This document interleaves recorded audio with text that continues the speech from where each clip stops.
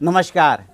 इन खबर में आपका स्वागत है। मैं विद्याशंकर तिवारी हूँ। एक तरफ सीएए का शोर है, दूसरी तरफ झारखंड चुनाव परिणाम आ रहे हैं। अलग अलग तरह के रुझान मिल रहे हैं। अभी कुछ कहना मुश्किल है। हो सकता है कि बीजेपी आ भी जाए और हो सकता है कि न भी आए। गठबंधन बहुत उत्साहित है क्योंकि सीएए को लेकर के जो देश में हंगामा हुआ है उसको लेकर के सरकार के खिलाफ थोड़ा माहौल बना है। लेकिन इसी बीच इकोनॉमी को लेकर के कोई बात नहीं कर रहा है, चाहे पक्ष हो चाहे विपक्ष हो। दोनों को सहूलियत की राजनीति बहुत एकदम अच्छी लगती है क्योंकि उसमें कुछ करना नहीं है। लोग नाराज हैं, उनकी भावनाओं को भड़काना है। मोदी मंत्रिमंडल में नितिन गडकरी इकलौते ऐसे मंत्री हैं जो उनके मन में आता है बोल देते हैं, उनको जो अच्छा लगता है बोल देते हैं। यहाँ तक कि उन्होंने अपने मंत्रालय के ब्यूरोक्रेट्स को यहाँ तक कह दिया था कि पीएमओ जो निर्देश देता है आप उसे मानिए, फिर मैं अपने हिसाब से करूँगा। और उसके बाद एक टॉप ब्यूरोक्रेट को हटना पड़ा था। अभी उन्होंने इकोनॉमी को लेकर के बोला है। इकोनॉमी को लेकर के क्या बोला है? उन्होंने कहा कि 89,000 करोड़ रुपए फंसे हैं, इसे निकालने का इंतजाम कीजिए। ब्यूरोक्रेट्स को अपने घर पे बुलाया। आपको पता है इकोनॉमी जो है चुनौतीपूर्ण दौर से गुजर रही है। यदि नितिन गडकरी ये बात सार्वजनिक मन से बोल रहे हैं तो इसका मतलब समझना होगा कि वाकई में स्थिति बहुत ज़्यादा गंभीर है। बाज़ार से लेकर के ऑफिस तक, सड़क तक, सब जगह नज़र दौड़ा लीजिए।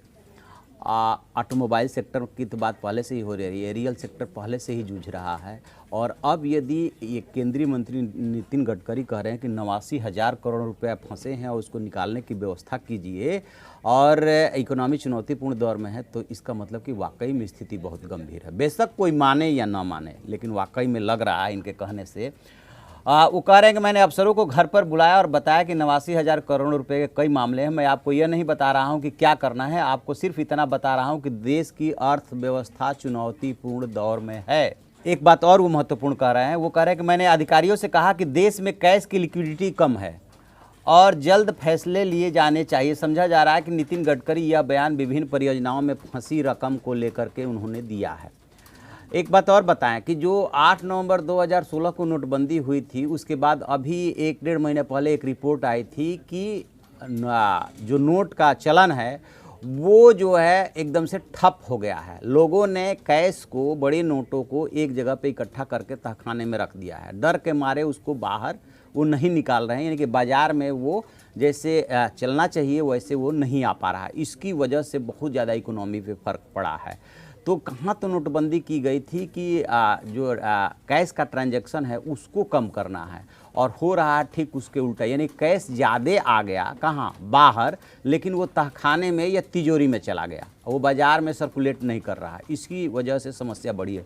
और इसी तरफ नितिन गडकरी इशारा कर रहे हैं कि लिक्विडिटी कम है। तो जब तक वो सर्कुलेट नहीं होगा, जो भी कैश है वो सर्कुलेट नहीं होगा बाज़ार में, तब तक जो है अर्थव्यवस्था का उबरना मुश्किल है। और नितिन गडकरी के इन इशारों को समझना चाहिए।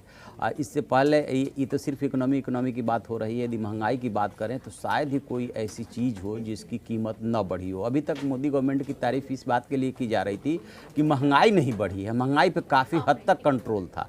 लेकिन अब तो प्याज 150 रुपये किलो बिक रहा है, आलू 30 रुपये किलो बिक रहा है, लहसुन 200 रुपये किलो बिक रहा है। इसके अलावा भी बहुत सारी चीज़ें हैं जो बहुत ज़्यादा महंगी हो गई है। अभी लोगों का उस पर ध्यान नहीं जा रहा है क्योंकि सीएए और एनआरसी पे उलझे हुए हैं। और जब ये थोड़ा माहौल ठंडा होगा, प्रधानमंत्री बोल चुके हैं, उसके बाद स्वाभाविक है कि माहौल ठंडा होगा, उसके बाद लोगों का ध्यान जाएगा। तब तक बहुत देर हो चुकी होगी, तब पता चलेगा कि उनकी जेब कितनी कट चुकी है।